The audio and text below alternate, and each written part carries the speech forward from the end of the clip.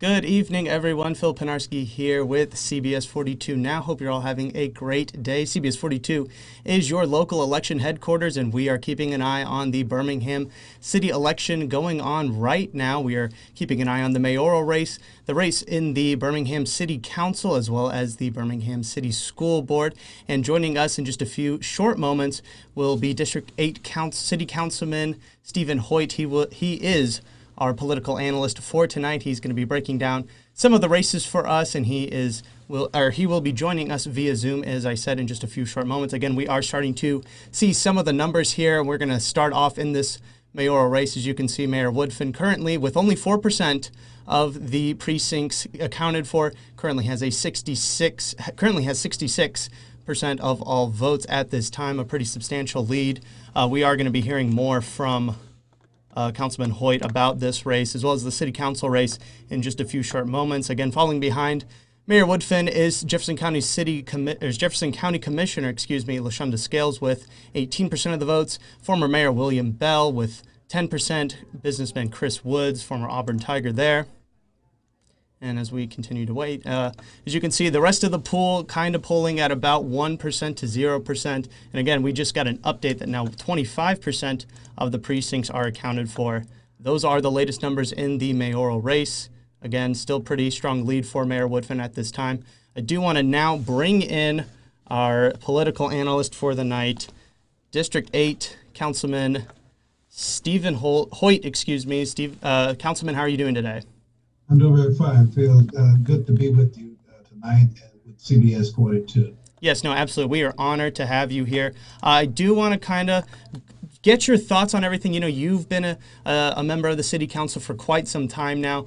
You've run for mayor. You've had all this political experience and everything. I just want to get your thoughts. What are some of the things that these candidates might be going through right now? You know, you put in all this work for months to try to appeal to the voters. You know, what are some of the ins and outs of the election process, really, for the candidates? I would think that your blood pressure is fluctuating right about now.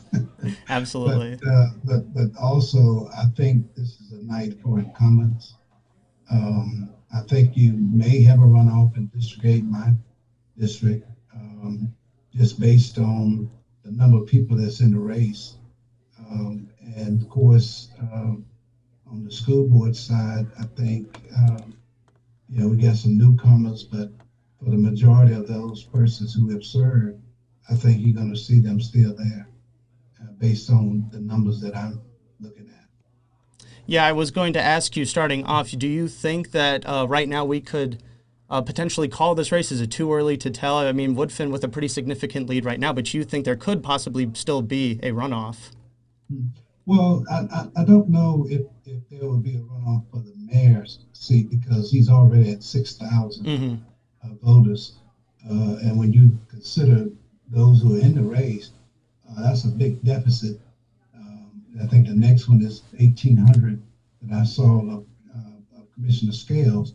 So you can very well know that that's a lot of deficit to make up unless something changed. You know, it depends on which boxes are coming in, and of course those boxes now are some of the big boxes that are coming in as we speak.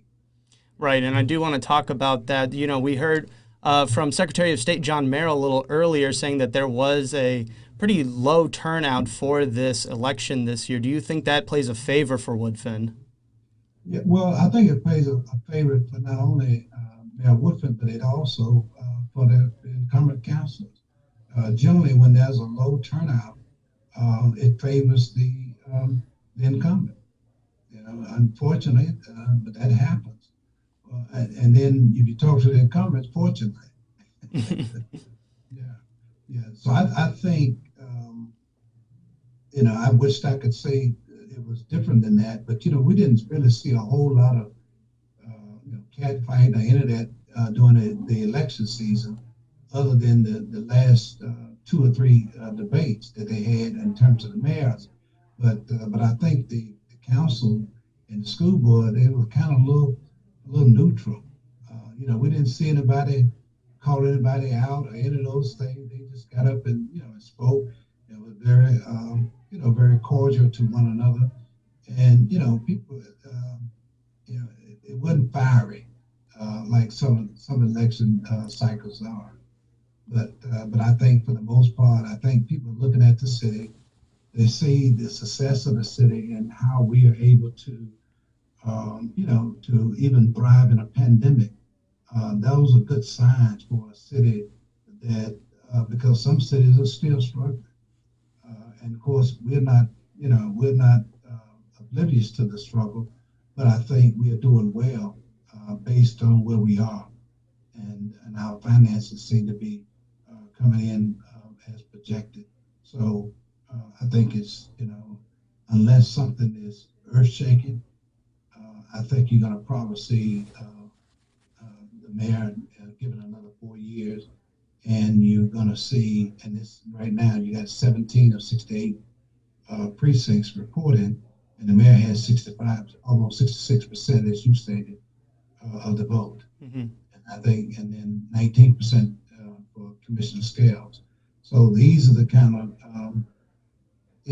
things that I know that crime was an issue.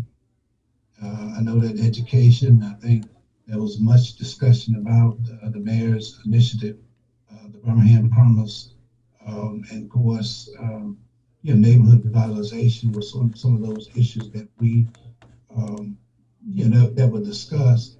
But I didn't see enough of, I guess, discontent for what is going on now. Yeah, no, definitely. I don't think I could have said it better myself. I do want to kind of touch on that, on the mayor's race just a little bit more. We heard a lot about the endorsements Mayor Woodfin was getting. In your opinion, do you think that plays a role in his favorability for the people of Birmingham? He got an endorsement from the president himself. Yeah, I don't want to minimize those who have offered themselves for endorsement, but all politics is local. You know, it's rarely, if there's something earth shaking, if there's, upheaval or something, some discord in a community, then generally those outside influences have no bearing on what's going on locally. And but I guess it's good to have endorsement. I never received a whole lot of them, and obviously I didn't need them at that point, and I was elected 4 terms. So I think it's fine, but and I'm not even sure if most Birminghamians know some of these national folk, Right. just they watch the news, if they pay attention to politics. But I think for the most part, as I've been told and as I have served, everything is local. You know, my issue is my issue right here, right in front of my door, down the street. That's my issue, and that's what most people get around. And so, and the question is, do people feel, um, you know, do they feel like there's been a difference in their quality of life, or have they accepted that? And a lot of it sometimes is acceptance, and then some communities are a little bit more proactive than others. They have real legitimate concerns.